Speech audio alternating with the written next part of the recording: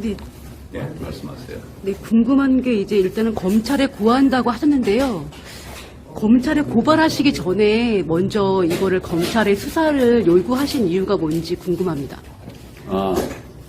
수사와 함께 고소가 진행이 될 겁니다. 저는 저대로 고발을 촉구했고 또 수사가 아니라 고발을 촉구한 거예요. 그리고 고발할 겁니다. 그러면 이제 우리 시민들이 가만히 있지를 않을 거예요. 그래서 정말 큰 정의를 세우기 위한 시민들의 움직임이 나올 것이라고 생각합니다. 네, 선관위가 국정원 점검을 거부한 것 관련해서 어떤 혐의로 그러면 고발할 예정이신 건가요? 어떤 선관위가? 네, 선관위가 국정원의 그 점검, 해킹 의혹 점검을 거부하고 이제 약간 그 실갱이 벌인 것 관련해서 어떤 혐의를 적용하실 예정이신 건가요? 사실은 해야 할 거를 안 하고 있으니 가장 기본적으로는 직무유기가 되겠죠.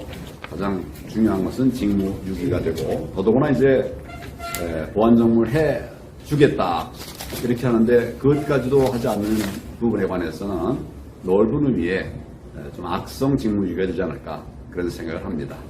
수사를 해보면 사실 이거보다 더 큰 많은 의혹들이 입증이 될 거예요.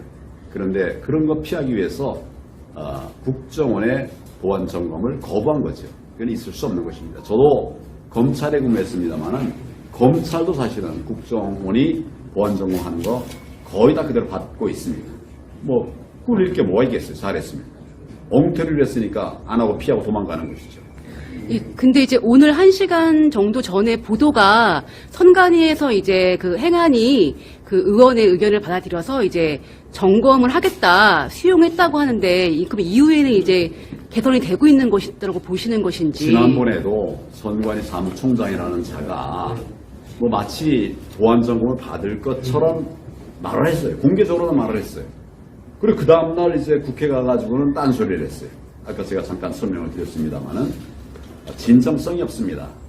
정말 성실하게 보안 점검을 받으면 그것은 또 국민들이 이해를 하겠죠. 그런데 아직까지 그들은 보안 점검 받지 않았습니다. 현재 시점으로 말하면 받지 않았어요. 그래서 이런 부분들은 변명에 불과한 상태라 이런 생각을 합니다. 그럼 선관위가 이렇게 계속 이제 왔다 갔다 실갱이 벌인 이유는 뭐라고 보세요? 왜 그랬다고 보세요?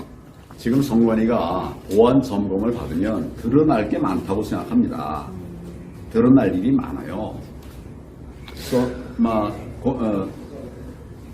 국정원이 보안 점검을 해보면 광범위한 그 검토를 할 거거든요.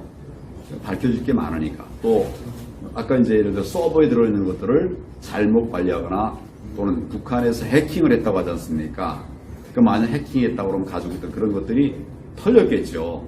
이런 부분들이 이제 드러날 것을 우려해서 저렇게 피하고 도망가는 것 아닌가 이런 생각을 합니다. 제가 잘 몰라서 그러는데 해킹은 된 것이죠? 지금 국정원에서는 해킹의 의혹이 크다. 이게 뭐 여러 차례 이런 시도가 있었다는 것을 감지하고서 이제 선관위원회에 7번, 8번 이렇게 촉구를 했습니다. 본 점검을 해야 되겠다고. 그러니까 점검을 해보면 실제로 해킹된 것인지 팩트로 사실이 나오겠죠. 그러면 선관위 외에도 다른 공공기관, 다른 기관도 마찬가지로 지금 해킹 의혹이 있는 것인지 뭐 발견된 게 있는 것인가요? 생각보다 여러분 생각하시는 것보다 훨씬 더 광범위하게 북한의 해킹이 이루어지고 있습니다. 광범위하게. 저는 사실은 저도 해킹을 당하고 있다라고 생각을 해요. 뭐 제 요주인물이겠죠.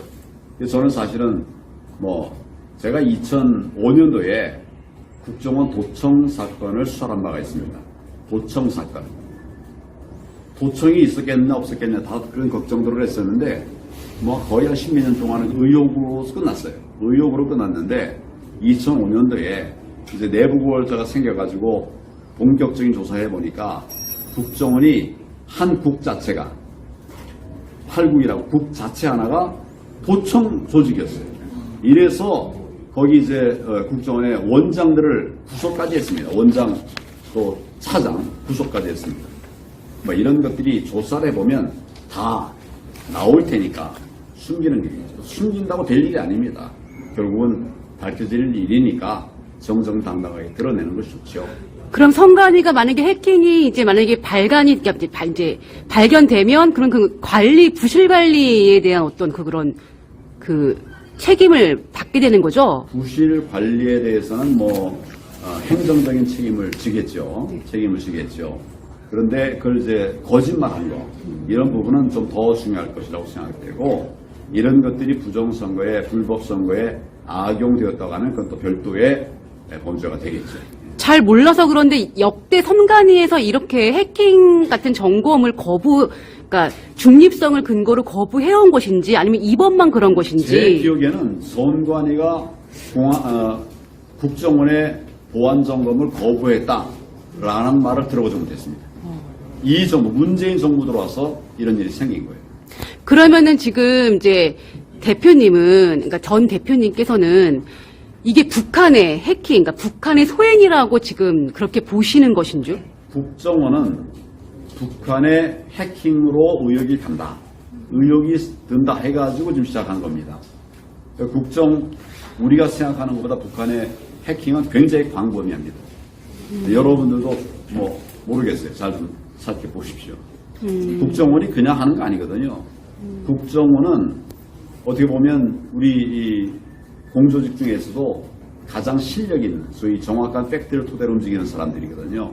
거기가 여러 차례 걸쳐서 보안 점검을 해야 되겠다. 문을 열어달라라고 하는 것은 그만한 근거가 있는 겁니다. 그냥 추측만 가지고서 공기관, 중앙선관위에 들어가겠다. 이거 아니에요. 이럴 경우에는 감사원 거부로 지난번도 거부했다던데, 이럴 경우는 그냥 거부하면은 특별한 어떤 법적 조치가 없는 건가요? 그냥 거부하면 가능한 건지. 모든 것이 처벌로 가는 건 아닙니다. 거부할 수 있겠죠.